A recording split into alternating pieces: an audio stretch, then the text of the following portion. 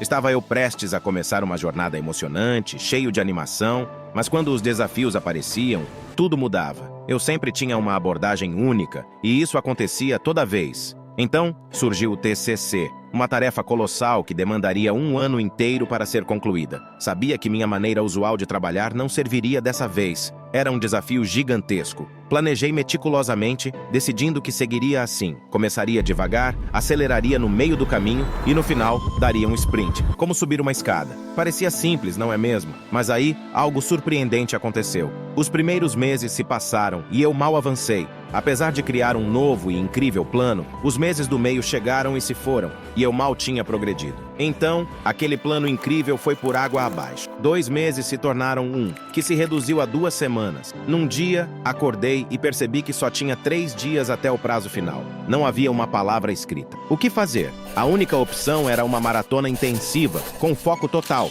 Assim, em 48 horas, escrevi 90 páginas. Passei 2 noites acordado, algo que não recomendamos, em alta velocidade até a faculdade, parecendo um aluno atrasado para o Enem. E adivinha?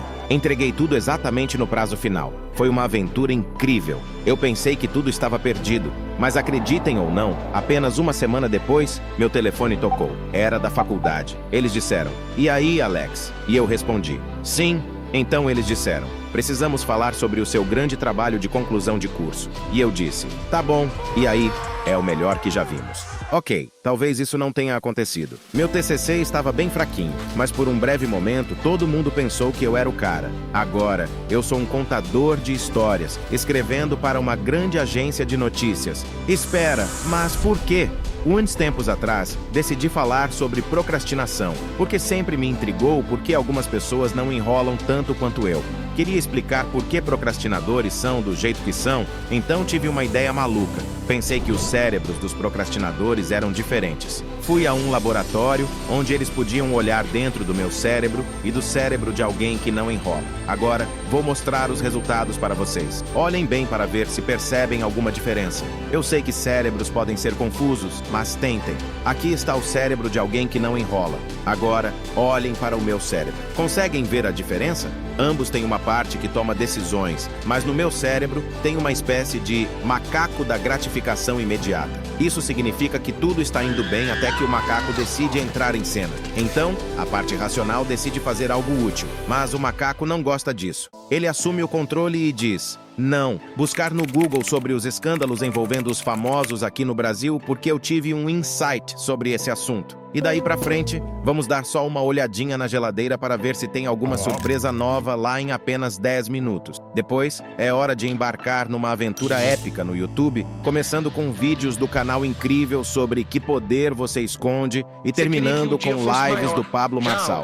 Mas esperem, isso vai demorar um pouquinho, então hoje não vai dar para encaixar trabalho na agenda. Desculpa, vamos embarcar em uma aventura para entender como o nosso cérebro, cheio de personagens engraçados, toma decisões. No mundo da nossa mente, existe um amigo chamado macaco da gratificação imediata. Ele é meio atrapalhado porque só pensa no agora, não lembra do passado e não faz ideia do que vai acontecer no futuro. Tudo que ele quer é diversão e conforto, como um cachorrinho querendo brincar o tempo todo. Mas, espera aí, também temos um super amigo chamado tomador de decisões racional. Ele é como um super-herói que nos dá poderes sobrenaturais, tipo ver o futuro, entender tudo certinho e fazer planos para muito tempo. Ele só quer que a gente faça o que faz sentido na hora. Às vezes, faz sentido fazer coisas legais e divertidas, como jantar ou ir para a cama. Aí, macaco e tomador concordam. Mas outras vezes faz mais sentido fazer coisas difíceis e não tão divertidas, pensando lá na frente. E é aí que a confusão começa. Para os enroladores, a confusão quase sempre termina num lugar chamado Parque Obscuro. Parece divertido, mas é um lugar cheio de sentimentos chatos, como culpa e ansiedade, estado que paralisam você. Que aventura, hein? No Parque Obscuro, os enroladores fazem coisas legais quando não deviam. Imagina aquela diversão que parece meio errada porque a gente nem merecia?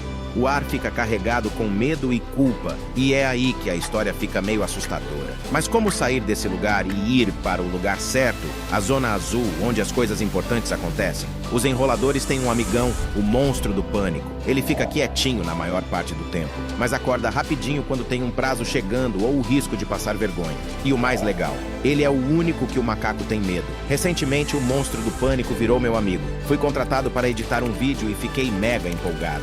Mas o tomador de decisões racional, que gosta de planejar tudo nos mínimos detalhes, ruminava. Será que entendemos o que aceitamos? Precisamos trabalhar nisso agora. O macaco queria só dar uma olhadinha no Google Earth para ver Israel. 6 meses viraram 4, depois 2. E, finalmente, o dia de entregar o vídeo chegou. Quando vi meu cliente se aproximar, o monstro do pânico acordou. Ele ficou louco e tudo virou uma verdadeira bagunça. O macaco, morrendo de medo do monstro, correu para a árvore. O tomador de decisões racional tomou o controle. E aí eu pude começar a editar o vídeo. O monstro do pânico explica todas as coisas malucas que os enroladores fazem, como eu, que passam 2 semanas sem escrever um roteiro, mas, milagrosamente, encontram energia para ficar acordados a noite inteira e escrever 8 páginas. Que confusão, né? Vamos entrar em uma história com 3 personagens muito especiais: o macaco, o monstro do pânico e o tomador de decisões racional. Eles formam o time da procrastinação. Pode não ser a coisa mais bonita do mundo, mas acreditem, funciona. Foi por isso que decidi fazer este vídeo no canal Empilhando Resultados. Descobrimos que muita gente enfrenta esse problema. O que me surpreendeu foi ver a diferença entre a maneira leve como eu contei essa história no vídeo e o peso dos textos e artigos que abordam esse assunto. As pessoas estavam frustradas, falando sobre como a procrastinação mexeu com suas vidas, sobre o que o macaco fez com elas. Então eu pensei, se o time da procrastinação funciona, por que tantas pessoas estão se sentindo assim, no escuro? Acontece que existem 2 tipos de procrastinação. Tudo que eu contei até agora, com prazos, tem o monstro do pânico para dar um empurrãozinho, mas tem outro tipo que aparece quando não há prazo. Se você trabalha por conta própria ou home office, nas artes ou como empreendedor, muitas vezes não há prazos. Isso também vale para coisas importantes fora do trabalho, como passar tempo com a família, fazer exercícios e cuidar da saúde, ou até mesmo resolver problemas em um relacionamento. Mas se o único jeito do procrastinador fazer essas coisas difíceis é com o monstro do pânico, aí tem um problema. Porque nessas situações sem prazo, o monstro do pânico não aparece. Não tem nada que o faça acordar. Então, os efeitos da procrastinação não param e se prolongam para sempre. Essa procrastinação de longo prazo é bem menos visível e comentada do que aquela engraçada, de curto prazo, com prazo. Normalmente, as pessoas sofrem em silêncio e se sentem sozinhas. Isso pode causar uma tristeza grande e muitos arrependimentos a longo prazo. Foi por isso que essas pessoas estavam escrevendo. Não é sobre não conseguir concluir um projeto, é sobre a procrastinação de longo prazo que as fez se sentirem espectadoras de suas próprias vidas. A frustração não é por não alcançar os sonhos, mas por não conseguir nem começar a persegui-los ou empilhar resultados. Que situação complicada, né? Então pesquisei muito sobre gestão do tempo, alta produtividade e tive uma ideia incrível. Acho que todos nós somos um pouquinho procrastinadores. Não precisa se preocupar se você não é uma bagunça total como alguns de nós, e se você até consegue administrar bem seus prazos. Mas olha, o macaco é oportunista, especialmente quando não tem prazo por perto. Agora, vou mostrar uma coisa genial chamada calendário da vida. Cada quadradinho é uma semana de uma vida de 90 anos. Veja, não temos tantos quadradinhos, especialmente porque já usamos inúmeros deles. Vamos dar uma boa olhada nesse calendário e pensar no que a gente está deixando para depois, porque todo mundo faz isso em alguma parte da vida. Precisamos ficar de olho no macaco da gratificação imediata. Isso é um trabalho para todos nós, e como não tem muitos quadradinhos sobrando, talvez seja uma boa ideia começar esse trabalho hoje. Ou, bem, talvez não hoje, mas logo, está bem? Obrigado.